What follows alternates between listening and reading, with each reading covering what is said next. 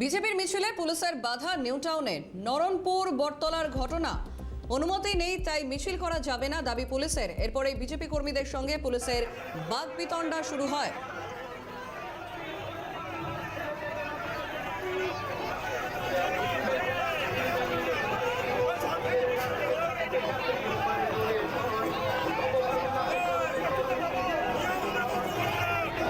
অনুমতি নেই তাই মিছিল করা যাবে না এমনটাই দাবি পুলিশের।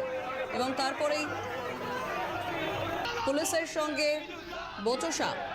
শুভদীপ মান্না রয়েছেন ফোন লাইনে। শুভদীপ, পুলিশের সঙ্গে বচসা বিজেপি কর্মীদের, সেখানে মিছিল করা যাবে না বলে আটকায় পুলিশ, ঠিক কি ঘটেছে? দেখো, লালগোহাটি বৈদ্যপাড়া থেকে শুরু হয় বিজেপির প্রচার।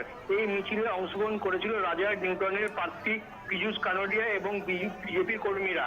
মিছিল লালগোহাটি বৈদ্যপাড়া থেকে নিউটাউন বাস স্ট্যান্ড হয়ে জগৎপুর পর্যন্ত যাবে। তারই মাঝখানে পুলিশি বাধা।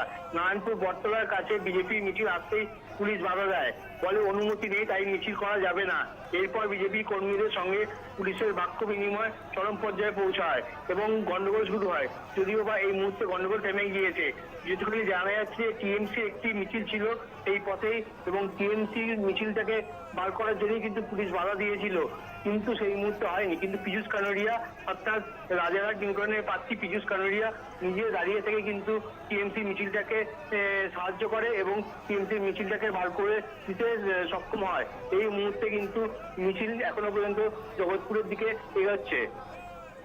বেশ, ধন্যবাদ শুভদীপ। ফোন লাইনে ছিলেন প্রতিনিধি শুভদীপ মান্না।